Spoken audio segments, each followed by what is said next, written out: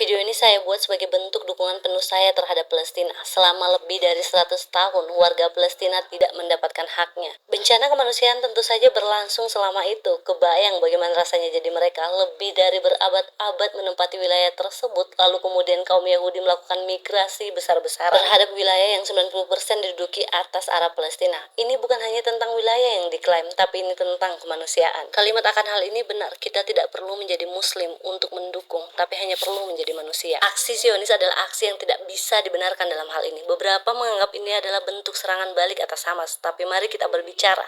Berapa banyak fakta yang coba dikubur, berapa banyak jumlah korban yang coba dilupakan. Lebih dari 100 tahun. Jika mengangkat atas nama keadilan, jelaskan keadilan seperti apa, bagaimana keberpihakan negara besar terhadap satu kaum tertentu demi melancarkan kepentingan. Deklarasi Balfour salah satunya, yang mana menyampingkan hak mayoritas warga sana, lalu berbicara mengenai pemogokan 6 bulan yang dilakukan oleh warga Palestina kala itu pada tahun 1936. Apa itu salah? Tentu saja perubahan demografi menjadi awal yang menyesatkan untuk mereka. Lalu bagaimana para Zionis menanggapi mereka kala itu? Pemogokan umum ditindas secara brutal, melakukan penangkapan massal dan penghancuran tempat tinggal mereka. Apakah hal semacam ini perlu dikubur begitu saja? Pada tahun 1937, pemberontakan oleh Gerakan Perlawanan Palestina sebagai bentuk perlawanannya terhadap kolonialisme, wajar bukan untuk mereka memperoleh haknya? Dan pada tahun 1937, di mana Inggris berkolaborasi dengan kaum Yahudi mengarahkan 30.000 tentaranya terhadap Palestina. Lalu warga Palestina dibom melalui udara, jam malam diberlakukan, rumah dihancurkan, serta banyaknya korban secara massal tersebar luas. Apakah hal ini perlu menutup mata?